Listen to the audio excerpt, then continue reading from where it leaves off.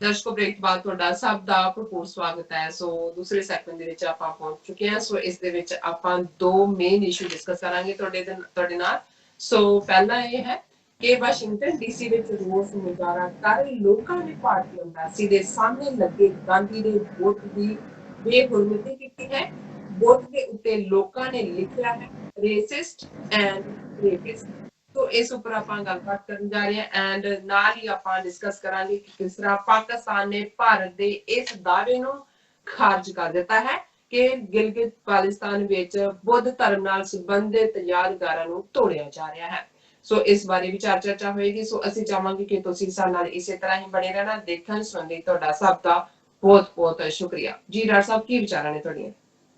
ਦੇਖੋ, ਅਮਰੀਕਾ ਦੇ ਵਿੱਚ ਜਿਸ ਕਿਸਮ ਦਾ ਵਿਰੋਧ ਵਿਖਾਵਿਆਂ ਦਾ ਜਾਂ ਰੋਸ ਮੁਜ਼ਾਹਰਿਆਂ ਦਾ ਸਿਲਸਿਲਾ ਚੱਲ ਰਿਹਾ ਹੈ, ਉਹਦੇ ਵਿੱਚ ਇੱਕ ਨਵਾਂ ਐਲੀਮੈਂਟ ਐਡ ਹੋਇਆ ਹੈ। ਜ਼ਾਹਰ ਹੈ ਕਿ ਇਹ ਜਿੰਨੇ ਵੀ ਰੋਸ ਮੁਜ਼ਾਹਰੇ ਨੇ ਉਹਨਾਂ ਦਾ ਬੇਸਿਕ ਇੰਟੈਂਟ ਰੇਸਿਜ਼ਮ ਦੇ ਖਿਲਾਫ ਹੈ ਕਿ ਭਾਈ ਕਿਉਂਕਿ ਜਿਹੜੀ ਘਟਨਾ ਮਿਨੀਐਪੋਲਿਸ ਦੇ ਵਿੱਚ ਹੁੰਦੀ ਹੈ, ਮਿਨੇਸੋਟਾ ਦੀ ਰਾਜਧਾਨੀ ਦੇ ਵਿੱਚ, ਔਰ ਜ਼ਾਹਰ ਹੈ ਕਿ ਜਿਹੜਾ ਵਿਕਟਮ ਹੈ ਉਹ ਅਫਰੀਕਨ ਅਮਰੀਕਨ ਹੈ। 9 ਮਿੰਟ ਜਿਹੜਾ ਗੋਡਾ ਧੌਂਤ ਜਿਹੜਾ ਉਹਦੀ ਗਰਦਨ ਤੇ ਜਿਹਨੇ ਰੱਖਿਆ ਉਹ ਗੋਰਾ ਹੈ। ਔਰ ਇਸ ਦੇ ਨਾਲ ਹੋਰ ਵੀ ਹੁਣ ਕੁਝ ਥਾਵਾਂ ਦੇ ਉੱਤੇ ਜਿਹੜੀ ਗੋਰੀ ਪੁਲਿਸ ਹੈ ਉਹਦਾ ਨਸਲਵਾਦ ਸਾਹਮਣੇ ਆ ਰਿਹਾ ਕਿ ਕਿਵੇਂ ਵਿਖਾਵਿਆਂ ਚ ਉਹ ਆਪਣੀ ਨਫ਼ਰਤ ਦਾ ਪ੍ਰਗਟਾਵਾ ਕਰ ਰਹੇ ਨੇ। ਇਸ ਕੋਈ ਸ਼ੱਕ ਨਹੀਂ ਹੈ ਕਿ ਇਹ ਪੂਰੀ ਆਪਣੇ ਆਪ ਦੇ ਵਿੱਚ ਲਹਿਰ ਬਣੀ ਹੈ ਜਿਹਨੂੰ ਬਹੁਤ ਸਾਰਿਆਂ ਦੀ ਹਮਾਇਤ ਹਾਸਲ ਹੈ। ਈਵਨ ਜਦੋਂ ਅਸੀਂ ਪ੍ਰੈਜ਼ੀਡੈਂਟ ਓਬਾਮਾ ਦੇ ਹਵਾਲੇ ਨਾਲ ਗੱਲ ਕੀਤੀ ਸੀ ਔਰ ਈਵਨ ਪ੍ਰੈਜ਼ੀਡੈਂਟ ਟਰੰਪ ਦੇ ਪਹਿਲੇ secretary of state John Métis ਉਹਨਾਂ ਨੇ ਵੀ ਵਿਖਾਵਿਆਂ ਦੀ ਹਮਾਇਤ ਕੀਤੀ ਸੀ। ਔਰ ਮੈਂ ਸ਼ਾਇਦ ਪ੍ਰੈਜ਼ੀਡੈਂਟ ਟਰੰਪ ਦੀ ਫੈਮਿਲੀ ਦੀ ਉਹਨਾਂ ਦੀ ਨੌਂ ਜਾਂ ਡਾਟਰ ਕੱਲ ਮੈਂ ਦੇਖ ਨਹੀਂ ਸਕਿਆ ਐਗਜ਼ੈਕਟਲੀ, ਉਹਨਾਂ ਨੂੰ ਵੀ ਕਿਸੇ ਨੇ ਹਮਾਇਤ ਕੀਤੀ ਹੈ ਕਿ ਭਾਈ ਇਹ ਇੱਕ ਚੰਗੀ ਗੱਲ ਹੈ ਕਿ ਇਹ ਡਿਬੇਟ ਰੇਸਿਜ਼ਮ ਦੇ ਉੱਤੇ ਆ ਰਹੀ ਹੈ ਕਿ ਭਾਈ ਘੱਟੋ ਘੱਟ ਇਹ ਨਫ਼ਰਤ ਸਾਡੇ ਦਿਲਾਂ 'ਚ ਨਹੀਂ ਹੋਣੀ ਚਾਹੀਦੀ। ਔਰ ਪੁਲਿਸ ਫੋਰਸ ਖਾਸ ਤੌਰ ਤੇ ਜਿਹਨੇ ਇੰਪਲੀਮੈਂਟ ਕਰਨਾ ਹੈ ਇਹਨਾਂ ਸਾਰੀਆਂ ਚੀਜ਼ਾਂ ਨੂੰ, ਔਰ ਉਹਦੇ ਕਈ ਰੀਜ਼ਨ ਆ ਰਹੇ ਨੇ। ਮੈਂ ਦੇਖ ਰਿਹਾ ਕਿ ਈਵਨ ਪੁਲਿਸ ਦੇ ਵਿੱਚ ਜਾਣਾ ਕੁਝ ਸਟੇਟਾਂ ਦੇ ਇਦਾਂ ਦੀਆਂ ਨੇ ਜਿਨ੍ਹਾਂ 'ਚ ਆਲਮੋਸਟ 8 ਹਫ਼ਤੇ ਦੀ ਟ੍ਰੇਨਿੰਗ ਤੋਂ ਬਾਅਦ ਜਿਹੜਾ ਉਹ ਪੁਲਿਸ ਦੇ ਵਿੱਚ ਬੰਦਾ ਚਲਾ ਜਾਂਦਾ ਉਹਨੂੰ ਹਥਿਆਰਾਂ ਨਾਲ ਲੈਸ ਕਰ ਦਿੰਦੇ ਨੇ। ਇਹ ਵੀ ਹੋਇਆ ਹੈ ਕਿ ਭਾਈ ਜੇ ਇੱਕ ਇਲਾਕੇ 'ਚ ਕਿਸੇ ਨੇ ਦੇਖਿਆ ਕਿ ਉਹਨਾਂ ਦਾ ਵਰਤਾਰਾ ਟੂ ਦਾ ਮਾਰਕ ਨਹੀਂ ਹੈ, ਉਹਨੂੰ ਉਸ ਪੁਲਿਸ ਫੋਰਸ ਚੋਂ ਕੱਢਿਆ ਤੇ ਉਹ ਦੂਜੀ ਸ਼ਹਿਰ ਕਾਉਂਟੀ ਜਾਂ ਦੂਜੇ ਸ਼ਹਿਰ ਦੀ ਪੁਲਿਸ ਚਲਾ ਜਾਂਦਾ ਹੈ। ਇਹ ਨਹੀਂ ਹੁੰਦਾ, ਕੋਈ ਰੁਕਾਵਟ ਨਹੀਂ ਹੁੰਦੀ ਕਿ ਉਹਨੂੰ ਨਾ ਮਿਲੇ। ਹਾਲਾਂਕਿ ਇਹਦੇ 'ਚ ਕੋਈ ਸ਼ੱਕ ਨਹੀਂ ਹੈ ਕਿ ਬੜਾ ਹਾਈ ਰਿਸਕ ਜੌਬ ਹੈ। ਜਿਸ ਮੁਲਕ ਦੇ ਵਿੱਚ 50% ਦੁਨੀਆ ਦੀਆਂ ਜਿੰਨੀਆਂ ਡਰੱਗ ਪ੍ਰੋਡਿਊਸ ਹੁੰਦੀਆਂ ਨੇ ਉਹਦੀ 50% ਮਾਰਕੀਟ ਅਮਰੀਕਾ ਹੈ। ਤੇ ਜ਼ਾਹਰ ਹੈ ਕਿ ਡਰੱਗਸ ਦੇ ਨਾਲ ਵਾਇਰਸ ਵੀ ਜੁੜੀ ਹੈ, ਗਨਸ ਵੀ ਜੁੜੀਆਂ, ਕ੍ਰਾਈਮ ਵੀ ਜੁੜਿਆ ਹੈ, ਜਿਹੜੀਆਂ ਨੇ ਗੈਂਗ ਵਾਰਫੇਅਰਸ ਵੀ ਹੁੰਦੀਆਂ। ਔਰ ਪੁਲਿਸ ਆਫੀਸਰਸ ਜਿਹੜੇ ਨੇ ਉਹ ਵੀ ਆਪਣੇ ਆਪ ਨੂੰ ਹਮੇਸ਼ਾ ਖਤਰੇ ਦੇ ਵਿੱਚ ਪਾਉਂਦੇ ਨੇ। ਪਰ ਇਹਦਾ ਮਤਲਬ ਇਹ ਨਹੀਂ ਹੈ ਕਿ ਤੁਸੀਂ ਜਿਹੜੀ ਡਿਊਟੀ ਕਰ ਰਹੇ ਹੋ ਉਹਦੇ 'ਚ ਤੁਹਾਡੇ ਨਸਲਵਾਦ ਹੋਏ। ਸੋ ਜ਼ਾਹਰ ਹੈ ਕਿ ਡਿਬੇਟ ਇਸ ਪਾਸੇ ਜਾ ਰਹੀ ਹੈ। ਲੇਕਿਨ ਇਸ ਸਾਰੇ 'ਚ ਜਿਹੜੀ ਇੱਕ ਘਟਨਾ ਕੱਲ ਸ਼ਾਇਦ ਜਾਂ ਪਰਸੋਂ ਦੀ ਹੋਏਗੀ ਕਿਉਂਕਿ ਕੱਲ ਹੀ ਦੀ ਰਿਪੋਰਟਿੰਗ ਮੈਂ ਦੇਖੀ, ਉਹ ਵਾਸ਼ਿੰਗਟਨ ਡੀਸੀ 'ਚ ਵਾਪਰੀ, ਉਹਨੇ ਇੱਕਦਮ ਫੋਕਸ ਬਾਕੀ ਜਿਹੜੇ ਰੇਸਿਸਟ ਨੇ ਉਹਨਾਂ ਦੇ ਵੱਲ ਵੀ ਲੈ ਆਉਂਦਾ।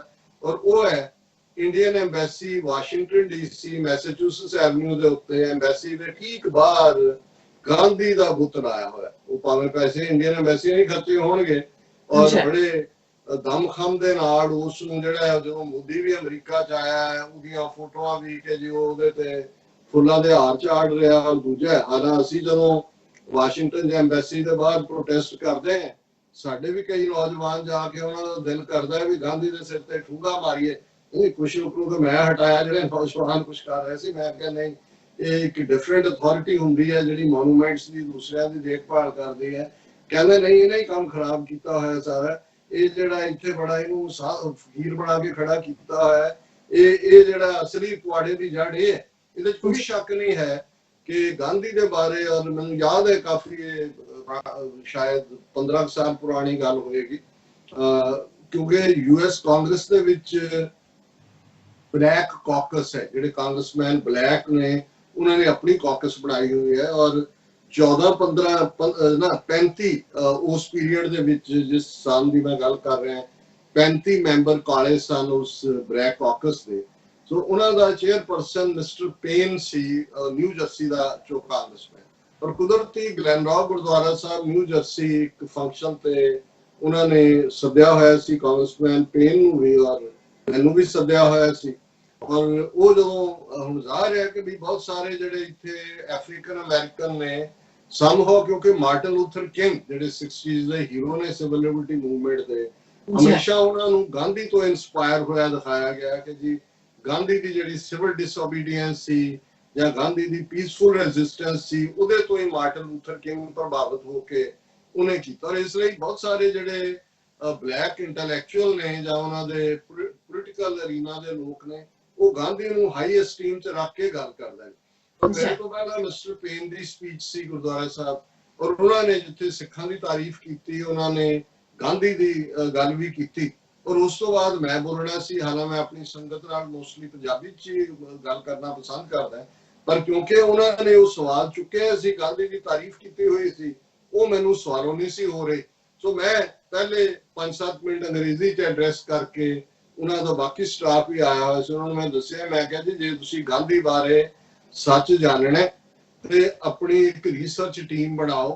ਗਾਂਧੀ 18-19 ਸਾਲ ਸਾਊਥ ਅਫਰੀਕਾ 'ਚ ਰਿਹਾ, ਔਰ ਉੱਥੇ ਜਾ ਕੇ ਇਹਦਾ ਕੀ ਕਿਰਦਾਰ ਹੈ, ਗਾਂਧੀ ਦੀਆਂ ਲਿਖਤਾਂ ਤੇ ਰਿਸਰਚ ਕਰਾਓ। ਮੈਂ ਕਿਹਾ ਕਿ ਜੀ ਇਸ ਯੁੱਗ ਦਾ ਗਾਂਧੀ ਤੋਂ ਵੱਡਾ ਨਸਲਵਾਦੀ ਰੇਸਿਸਟ ਹੋਰ ਕੋਈ ਨਹੀਂ ਸੀ, ਕਿਉਂਕਿ ਗਾਂਧੀ ਨੇ ਜਿਹੜੀ ਸਾਊਥ ਅਫਰੀਕਾ ਦੇ ਵਿੱਚ ਗੁਜਰਾਤੀਆਂ ਦੇ ਹੱਕਾਂ ਦੀ ਮੂਵਮੈਂਟ ਸ਼ੁਰੂ ਕੀਤੀ, ਉਹਦਾ ਲੁਬੇ ਨਵਾਬ ਇਹ ਸੀ ਕਿ ਉੱਥੇ ਕਿਉਂਕਿ ਦੋ ਕਿਸਮ ਦੇ ਕਾਨੂੰਨ ਸੀ, ਇੱਕ ਗੋਰਿਆਂ ਦੇ ਲਈ ਤੇ ਦੂਜਾ ਕਾਲਿਆਂ ਦੇ ਲਈ।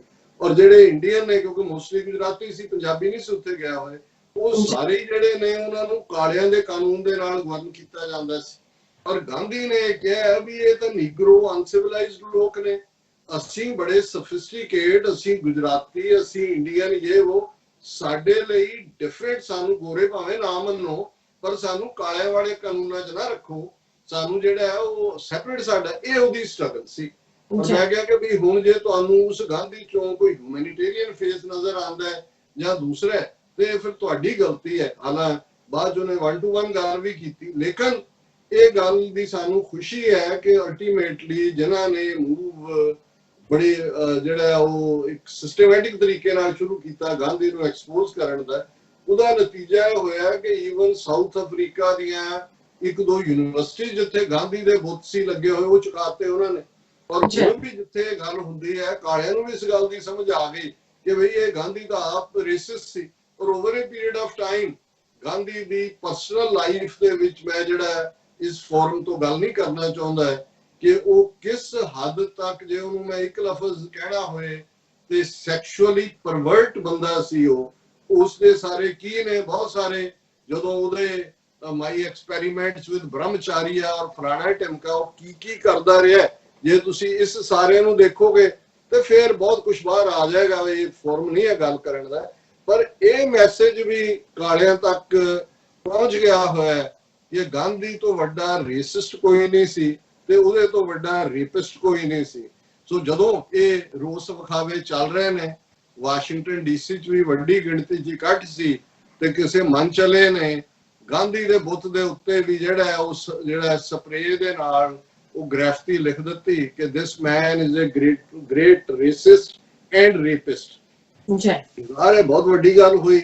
ਔਰ ਇਸ ਦੇ ਉੱਤੇ ਬੜਾ ਜਿਹੜਾ ਇਸ ਤੋਂ ਪਹਿਲਾਂ ਕਿ ਇੰਡੀਅਨ ਬਾਵੇਲਾ ਕਰਦੇ, ਇੱਕ ਪਾਸੇ ਤਾਂ ਟਰੰਪ ਨਾਲ ਦੋਸਤੀ ਦੀਆਂ ਗੱਲਾਂ ਕਰ ਰਹੇ ਨੇ, ਉਹ ਵੀ ਦੋਸਤ ਜਿਹੜਾ ਉਹ ਦੋਸਤੀ ਮਹਿੰਗੀ ਪੈ ਰਹੀ ਹੈ, ਚੀਨ ਵਿੱਚੋਂ ਆ ਗਿਆ, ਚੀਨ ਦੇ ਨਾਲ ਨਾਲ ਨੇਪਾਲ ਵਿੱਚੋਂ ਨਿਕਲ ਆਇਆ, ਇਹ ਉਸ ਸਾਰੇ ਦੇ ਥੱਲੇ ਸਾਰੇ ਚਪੇੜਾ ਮਾਰ ਰਹੇ ਨੇ। ਔਰ ਇਹ ਸੁਣਦੇ ਆ, ਕੱਲ ਹੀ ਸਾਡੇ ਮਿੱਤਰ ਨੇ ਭਾਈ ਕੇਵਲ ਸਿੰਘ ਵਾਸ਼ਿੰਗਟਨ ਡੀਸੀ ਦੇ ਵਿੱਚ, ਉਹਨਾਂ ਨੇ ਸਾਡੀ ਬਹੁਤ ਖਿਦਮਤ ਕੀਤੀ ਹੋਈ ਹੈ, 17-18 ਸਾਲ ਕਿਤੇ ਵੀ ਜਾਣਾ ਆਣਾ, ਉਹਨਾਂ ਦੀ ਜਿਹੜੀ ਹੈ ਸੇਵਾ ਹਮੇਸ਼ਾ ਅਵੇਲੇਬਲ ਹੁੰਦੀ ਸੀ। ਹੁਣ ਅਨਫੋਰਚੂਨੇਟਲੀ ਬਿਮਾਰ ਨੇ, ਅੱਖਾਂ ਦੀ ਰੋਸ਼ਨੀ ਉਹਨਾਂ ਦੀ ਘਟੀ ਹੈ ਡਾਇਬੀਟਿਕ ਵਗੈਰਾ ਹੋਣ ਕਰਕੇ, ਤੇ ਕੱਲ ਉਹਨਾਂ ਦੀ ਕਾਲ ਆਈ, ਉਹਨਾਂ ਨੇ ਹਾਲ ਚਾਲ ਪੁੱਛਣ ਲਈ ਗੱਲ ਕੀਤੀ, ਪਰ ਨਾਲ ਦੀ ਨਾਲ ਉਹਨਾਂ ਨੇ ਕਿਹਾ ਜੀ ਤੁਸੀਂ ਅੱਜ ਕੱਲ ਬੜਾ ਲਾਈਟਰ ਅੰਦਾਜ਼ ਦੇ ਵਿੱਚ ਗੱਲਾਂ ਕਰਦੇ ਹੋ, ਇਸ ਹਵਾਲੇ ਨਾਲ ਬਹੁਤ ਪਸੰਦ ਆਉਂਦੀ ਹੈ।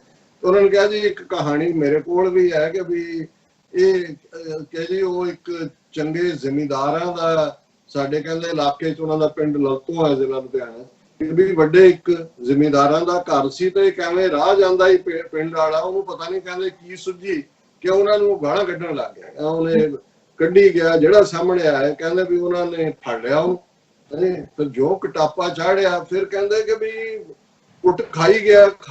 ਫਿਰ ਕਹਿੰਦੇ ਜਿਹੜੇ ਪਿੰਡ ਦੇ ਬਾਕੀ ਲੋਕ ਵੀ ਸੀ ਜਿਹਨੇ ਕਦੇ ਕਿਸੇ ਦੇ ਚਪੇੜ ਨਹੀਂ ਸੀ ਮਾਰੀ, ਉਹ ਵੀ ਉਹਨੂੰ ਕੁੱਟਣ ਲੱਗ ਗਏ। ਤੇ ਕਹਿੰਦੇ ਫਿਰ ਅਗਲੇ ਦਿਨ ਪੰਚਾਇਤ ਹੋਈ, ਉਹਨੇ ਮਾਫੀ ਮੰਗੀ ਕਿ ਮੇਰੀ ਕਬਰ, ਉਹ ਕਹਿੰਦਾ ਪੰਚਾਇਤ ਨੂੰ ਕਹਿੰਦਾ ਮੈਨੂੰ ਹੋਰ ਦੁੱਖ ਨਹੀਂ ਹੈ, ਇਹਨਾਂ ਨੂੰ ਕਹਿੰਦਾ ਮੈਂ ਕਿਹਾ ਇਹਨਾਂ ਨੇ ਕੁੱਟਿਆ, ਪਰ ਕਹਿੰਦਾ ਕੁੱਤੀ ਵੀ ਜਾਂਦੇ ਜਾਂਦੇ ਆਪਣਾ ਪੌਂਚਾ ਮਾਰ ਗਈ। ਕਿਹਾ ਜਿਹੜੇ ਸਾਰੇ ਜਿਹਨਾਂ ਦਾ ਕੋਈ ਲਾਗਾ ਦੇਗਾ ਨਹੀਂ ਸੀ, ਕੁੱਤੀ ਜਿਹੜੀ ਪਿੰਡ ਦੇ ਸੀ ਉਹਨੇ ਵੀ ਕਹਿੰਦਾ ਮੈਨੂੰ ਪੌਂਚਾ ਮਾਰਿਆ, ਦੁੱਖ ਮੈਨੂੰ ਇਸ ਗੱਲ ਦਾ। ਉਹ ਕਹਿਣ ਲੱਗੇ ਕਹਿੰਦੇ ਜੀ ਨੇਪਾਲ ਤਾਂ ਇਦਾਂ ਨਿਕਲ ਆਇਆ ਕਿ ਉਹਨਾਂ ਨੂੰ ਲੱਗਿਆ ਕਿ ਵੀ ਚਲੋ ਚੀਨ ਵਾਲਿਆਂ ਨੇ ਤਾਂ ਬਰਾਬਰ ਦੀ ਟੱਕਰ ਹੈ, ਇਹ ਕੁੱਤੀ ਜਾਂਦੀ ਜਾਂਦੀ ਪੌਂਚਾ ਮਾਰ ਗਈ। ਤੇ ਮੈਂ ਇਸ ਮੂਵਮੈਂਟ ਦੇ ਦੁਆਲੇ ਦੇਖ ਰਿਹਾ ਸੀ ਕਿ ਰੇਸਿਜ਼ਮ ਦੇ ਖਿਲਾਫ, ਮੈਂ ਕਿਹਾ ਉਹਨਾਂ ਨੇ ਕਿਹਾ ਵੀ ਬਾਕੀ ਰੇਸਿਸਟਾਂ ਨਾਲ ਤਾਂ ਗੱਲ ਕਰਾਂਗੇ, ਆ ਬੈਠਾ ਇੱਥੇ ਬੁੱਤ ਤੇ ਆਪਣਾ ਜਿਹੜਾ ਟਿੰਡ ਲਿਸ਼ਕਾ ਕੇ ਇਹਦਾ ਵੀ ਕੰਮ ਕਰੋ। ਸੋ ਜ਼ਾਹਿਰ ਹੈ ਕਿ ਵੀ ਇਸ ਘਟਨਾ ਦਾ ਹੁਣੇ ਹੈ ਤਾਂ ਇੱਕ ਮੁਲਕ ਦੇ ਨਾਤੇ ਔਰ ਫੋਰਨ ਜਿਹੜਾ ਅਮਰੀਕਾ ਦਾ ਐਂਬੈਸਡਰ ਹੈ ਇੰਡੀਆ ਦੇ ਵਿੱਚ, ਉਹ ਖਬਰ ਇਹ ਹੈ ਕਿ US envoy to India apologizes over desecration of Gandhi statue in Washington। ਸੋ ਉਹਨਾਂ ਦੇ ਐਂਬੈਸਡਰ ਨੇ ਇੰਡੀਆ ਦੇ ਵਿੱਚ ਕੈਨਥ ਜਸਟਰ, ਉਹਨਾਂ ਨੇ ਇਸ ਵੈਂਡਲਿਜ਼ਮ ਦੇ ਲਈ ਮਾਫੀ ਮੰਗੀ ਹੈ ਇੰਡੀਅਨ ਗਵਰਨਮੈਂਟ ਨੇ। ਕਿਹਾ so sorry to see the desecration of the Gandhi statue in Washington DC, please accept our sincere apologies, ambassador said। ਹਾਲਾ ਮੈਂ ਸਮਝ ਲਿਆ ਵੀ ਬਹੁਤ ਸਾਰਿਆਂ ਨੇ ਪੜ੍ਹਨ ਤੋਂ ਬਾਅਦ ਗੂਗਲ ਜੀ ਮਹਾਰਾਜ ਨੂੰ ਪੁੱਛਿਆ ਹੋਣਾ ਵੀ ਇਹ ਗਾਂਧੀ ਦਾ ਰੇਸਿਜ਼ਮ ਨਾਲ ਕੀ ਤਾਲੁਕ ਹੈ, ਇਹਦਾ ਰੇਪਿਸਟ ਹੋਣਾ ਕੀ ਹੈ। ਸੋ ਅਸੀਂ ਸਮਝਦੇ ਹਾਂ ਕਿ ਵੀ ਚਲੋ ਜਾਂਦੇ ਜਾਂਦੇ ਇਹ ਗਾਂਧੀ ਵੀ ਜਿਹੜਾ ਹੈ ਉਹ ਐਕਸਪੋਜ਼ ਹੋਇਆ ਕਿ ਵੀ ਜਿਹਨੂੰ ਇੱਥੇ ਵੇਚਦੇ ਨੇ ਬੜਾ ਅਪੋਸਟਲ ਆਫ ਪੀਸ ਬਣਾ ਕੇ ਹਿਊਮੈਨਿਟੇਰੀਅਨਿਜ਼ਮ ਕੇ ਭਾਈ, ਉਹ ਕਿਸ ਕਿਸਮ ਦਾ ਜਿਹੜਾ ਉਹ ਰੇਸਿਸਟ ਹੈ। ਔਰ ਦੂਸਰੀ ਜਿਹੜੀ ਤੁਸੀਂ ਖਬਰ ਮੈਂਸ਼ਨ ਕੀਤੀ, ਅਸੀਂ 2 ਦਿਨ ਪਹਿਲਾਂ ਡਿਸਕਸ ਕੀਤਾ ਸੀ ਕਿ ਕਿਵੇਂ ਇੰਡੀਅਨ ਫੋਰਨ ਮਿਨਿਸਟਰੀ ਦੇ ਸਪੋਕਸਪਰਸਨ ਨੇ ਇਹ ਕਹਿ ਕੇ ਗਿਲਗਿਤ ਔਰ ਬਲਿਸਤਾਨ ਸਾਨੂੰ ਇੱਕ ਸਾਡੇ ਦਰਸ਼ਕ ਨੇ ਕਰੈਕਟ ਕੀਤਾ ਕਿਉਂਕਿ ਮੈਂ ਬਾਲਿਸਤਾਨ ਕਹਿੰਦਾ ਕਿਉਂਕਿ ਸਾਨੂੰ ਇਹ ਵੀ ਜਿਵੇਂ ਅਫਗਾਨਿਸਤਾਨ ਉਜ਼ਬੇਕਿਸਤਾਨ ਹੈ, ਉਹਨਾਂ ਨੇ ਕਿਹਾ ਜੀ ਨਹੀਂ ਇਹ ਬਲਿਤ ਜਿਹੜਾ ਉਹ ਸਥਾਨ ਹੈ।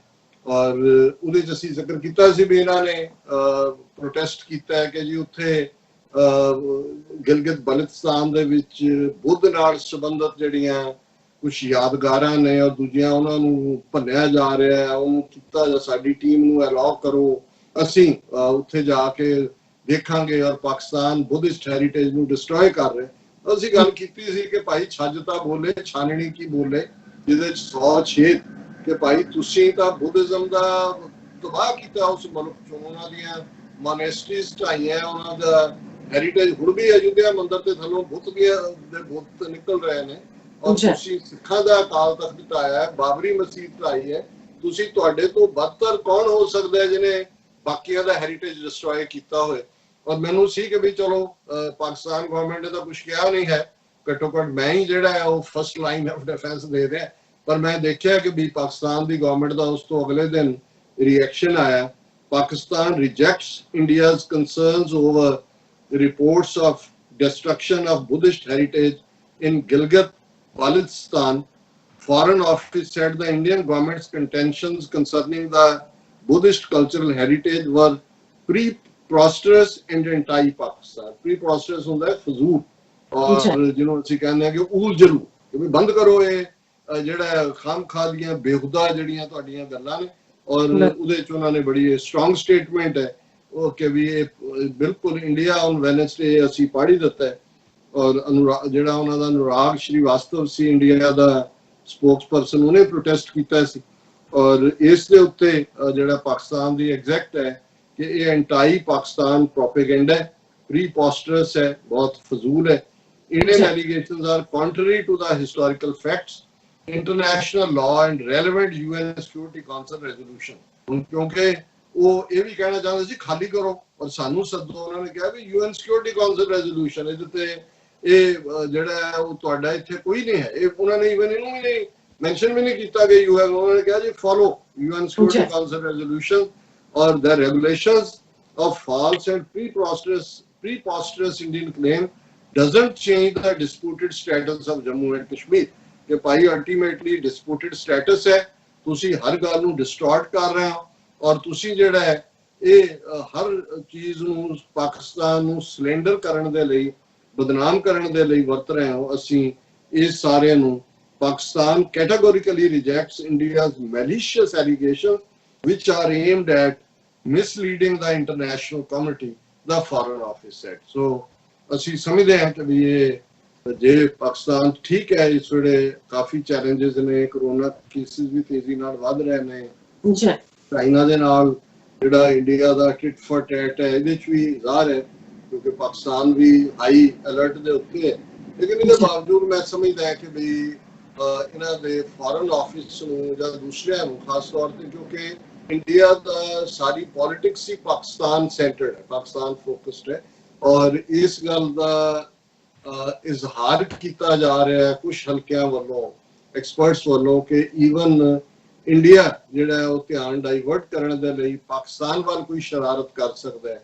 ਹਾਲਾਂਕਿ ਇਹ ਗੱਲ ਜ਼ਾਹਰ ਹੈ ਕਿ ਚਾਈਨਾ ਹੁਣ ਆਪਣੀ ਫੁੱਲ ਇਨਫੋਰਮ ਹੈ। ਅਸੀਂ ਤੀਸਰੇ ਸੈਗਮੈਂਟ 'ਚ ਗੱਲਬਾਤ ਕਰਾਂਗੇ ਕਿ ਇਸ ਸਾਰੇ ਦੇ ਵਿੱਚ ਮੈਂ ਇਹ ਵੀ ਦੇਖ ਰਿਹਾ ਕਿ ਪਾਕਿਸਤਾਨ ਦੇ ਵਿੱਚ ਕੁਝ ਜਿਹੜੇ ਐਕਸਪਰਟਸ ਨੇ ਜਿਨ੍ਹਾਂ ਨੂੰ ਮੈਂ ਸੋਚਦਾ ਕਈ ਵਾਰ ਕਿ ਚੰਗੀਆਂ ਗੱਲਾਂ ਕਰਦੇ ਨੇ, ਇਸ ਸਾਰੇ ਮੁੱਦੇ ਦੇ ਉੱਤੇ ਗਿਲਗਿਤ ਬਲਿਸਤਾਨ ਦੇ ਮੁੱਦੇ ਤੇ ਜਿਹੜਾ ਬਿਨਾਂ ਔਰ ਲਦਾਖ ਦੇ ਮੁੱਦੇ ਤੇ ਬਿਨਾਂ ਹਿਸਟਰੀ ਚੈੱਕ ਕੀਤੇ ਹੈ ਜਿਹੜਾ ਉਹ ਆਪੋ ਆਪਣਾ ਜਿਹੜਾ ਉਹ ਉਸ ਦੇ ਵਿੱਚ ਗਰਾਊਂਡ ਦੇ ਵਿੱਚ ਦੌੜਾ ਰਹੇ ਨੇ।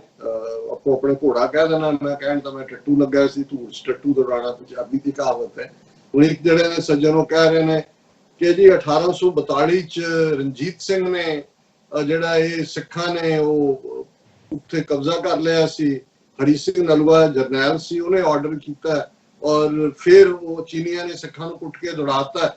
ਉਹ ਭਾਈ ਘੱਟੋ ਘੱਟ ਅੱਜ ਕੱਲ ਤਾਂ ਗੂਗਲ ਜੀ ਮਹਾਰਾਜ ਨੇ ਚੈੱਕ ਹੀ ਕਰ ਲਓ, ਮਹਾਰਾਜਾ ਰਣਜੀਤ ਸਿੰਘ ਦੀ ਡੈਥ 1839 ਚ ਹੋ ਜਾਂਦੀ ਹੈ, ਜਨਰਲ ਹਰੀ ਸਿੰਘ ਨਲੂਆ 1837 ਦੇ ਵਿੱਚ ਉਹਨਾਂ ਦੀ ਡੈਥ ਹੋ ਜਾਂਦੀ ਹੈ। 1842 ਚ ਸਿੱਖਾਂ ਨੇ ਜ਼ਰੂਰ ਕੰਕਰ ਕੀਤਾ ਹੈ। ਮਹਾਰਾਜਾ ਸ਼ੇਰ ਸਿੰਘ ਦਿੱਲੀ ਜਿਹੜੇ ਨੇ ਲਾਹੌਰ ਦਰਬਾਰ ਦੇ ਵਿੱਚ ਉਹ ਜਿਹੜੇ ਨੇ ਮਹਾਰਾਜਾ ਰਣਜੀਤ ਸਿੰਘ ਦਾ ਲੜਕਾ ਉਹ ਬਾਦਸ਼ਾਹ ਸੀ ਉਸ ਵੇਲੇ ਦਾ, ਔਰ ਜਿਸ ਟ੍ਰੀਟੀ ਦਾ ਮੈਂ ਜ਼ਿਕਰ ਕੀਤਾ ਹੈ ਉਦੋਂ ਔਰ ਜਿਹੜਾ ਕਸ਼ਮੀਰ ਦੇ ਵਿੱਚ ਸਿੱਖਾਂ ਦਾ ਜਨਰਲ ਸੀ ਜ਼ੋਰਾਵਰ ਸਿੰਘ ਜਿਸ ਨੇ ਉਹ ਇਲਾਕਾ ਫਤਿਹ ਕੀਤਾ ਔਰ ਜਿਹੜਾ ਸੂਬਾ ਕਸ਼ਮੀਰ ਦਾ ਹਿੱਸਾ ਬਣਾਇਆ। ਕੱਲਾ ਲਦਾਖ ਹੀ ਨਹੀਂ, ਦੇ ਲਦਾਖ ਤੋਂ ਬਾਅਦ ਉਹ ਇੱਕ ਸਟੇਜ ਤੇ ਫੌਜ ਲਹਾਸਾ ਤੱਕ ਪਹੁੰਚ ਗਈ ਸੀ। ਹਾਲਾਂ ਵਾਪਸੀ ਤੇ ਨੁਕਸਾਨ ਹੋਇਆ, ਚੀਨ ਨੇ ਇਵੈਂਚੁਅਲੀ ਉਹ ਸਾਰਾ ਜਿਹੜਾ ਏਰੀਆ ਵਕੇਟ ਕਰਾਇਆ ਔਰ 1842 ਦੇ ਵਿੱਚ ਫਿਰ ਜਿਹੜੀ ਹੈ ਟ੍ਰਾਈਪਾਰਟਾਈਟ ਟ੍ਰੀਟੀ ਹੋਈ, ਸਿੱਖ ਤੋਂ ਛੱਡ ਕੇ ਨਹੀਂ ਆ ਗਏ, ਜਿਹੜੀ ਐਂਪਰਰ of China, Lama of Tibet ਔਰ ਸਰਕਾਰੇ ਖਾਲਸਾ ਜੀਓ, ਔਰ ਉਸ ਟ੍ਰੀਟੀ ਦੇ ਥੱਲੇ ਤਿੱਬਤ ਜਿਹੜਾ ਹੈ as a buffer between the Chinese empire ਔਰ ਲਾਹੌਰ ਦਰਬਾਰ ਮੰਨਿਆ ਗਿਆ। ਸੋ ਘੱਟੋ ਘੱਟ ਹਿੰਦੂ ਤਾਂ ਜਾਂ ਨਹਿਰੂ ਵਰਗੇ ਤਾਂ ਲੱਗੇ ਹੀ ਸੀ ਇਹ ਸਾਰੇ ਨੂੰ ਮਿਸਰਿਪ੍ਰੈਜ਼ੈਂਟ ਕਰਨ ਜਦੋਂ ਉਹਨੇ ਜਿਹੜੀ ਲਦਾਖ ਦੀ ਕੰਕਰਿੰਗ ਹੈ ਔਰ ਉਹਨੂੰ ਕਿ ਜੀ Dogra made it into a Dogra EMPLOYEE ਸੀ ਸਿੱਖ ਰਾਜ ਦਾ, ਕਿਉਂਕਿ 1846 ਦੇ ਵਿੱਚ ਫਿਰ ਜੰਮੂ ਕਸ਼ਮੀਰ ਦੀ ਸਾਰੀ ਸਟੇਟ ਇਨਕਲੂਡਿੰਗ ਲਦਾਖ ਔਰ ਇਹ ਜਿਹੜਾ ਬਾਕੀ ਗਿਲਗਿਤ ਬਲਿਸਤਾਨ ਇਹ ਸਾਰੀ ਟੈਰੀਟਰੀ ਜਿਹੜੀ ਆ ਉਹ ਇਨਾਮ ਦੇ ਤੌਰ ਤੇ ਇਹਨੂੰ ਜਿਹੜੀ ਆ ਗੁਲਾਬ ਸਿੰਘ ਡੋਗਰੇ ਨੂੰ ਦਿੱਤੀ ਕਿਉਂਕਿ ਉਹਨੇ ਸਿੱਖ ਰਾਜ ਨਾਲ ਗੱਦਾਰੀ ਕੀਤੀ। ਸੋ ਮੈਂ ਸਮਝਦਾ ਵੀ ਇਹ ਫੈਕਟਸ ਜਿਹੜੇ ਨੇ ਤੁਸੀਂ ਹਿਸਟਰੀ ਨੂੰ ਬਦਲਣ ਦੀ ਕੋਸ਼ਿਸ਼ ਨਹੀਂ ਹੋਣੀ ਚਾਹੀਦੀ। ਠੀਕ ਹੈ ਸਾਡੀ ਉਹ ਪਾਸਟ ਹੈ, ਅਸੀਂ ਪਾਸਟ ਨੂੰ ਯਾਦ ਹੀ ਕਰ ਸਕਦੇ ਹਾਂ, ਉਹਦੇ ਚੋਂ ਗਲੋਰੀ ਵੀ ਲੈਂਦੇ ਹਾਂ, ਪਰ ਇਹਦਾ ਮਤਲਬ ਇਹ ਨਹੀਂ ਹੈ ਕਿ ਅਸੀਂ ਹਿਸਟਰੀ ਨੂੰ ਉਹ ਜਿਹੜੀ ਆ ਉਹ ਟਰਨ ਦੇਣ ਦੀ ਕੋਸ਼ਿਸ਼ ਕਰੀਏ ਜਿਹੜੀ ਸਾਡੇ ਵਕਤੀ ਮਫਾਦ ਨੂੰ ਸੂਟ ਕਰਦੀ ਹੈ। ਇਵੇਂ ਠੀਕ ਨਹੀਂ ਜੀ। ਡਾਕਟਰ ਸਾਹਿਬ ਤੁਹਾਡਾ ਬਹੁਤ ਬਹੁਤ ਸ਼ੁਕਰੀਆ। ਸੋ ਇੱਥੇ ਲੈਣੇ ਬ੍ਰੇਕ। ਵਿਊਅਰਸ ਤੁਸੀਂ ਕਿਤੇ ਨਹੀਂ ਜਾਣਾ, ਮਿਲਦੇ ਆਫਟਰ ਦਿਸ ਸ਼ਾਰਟ ਬ੍ਰੇਕ।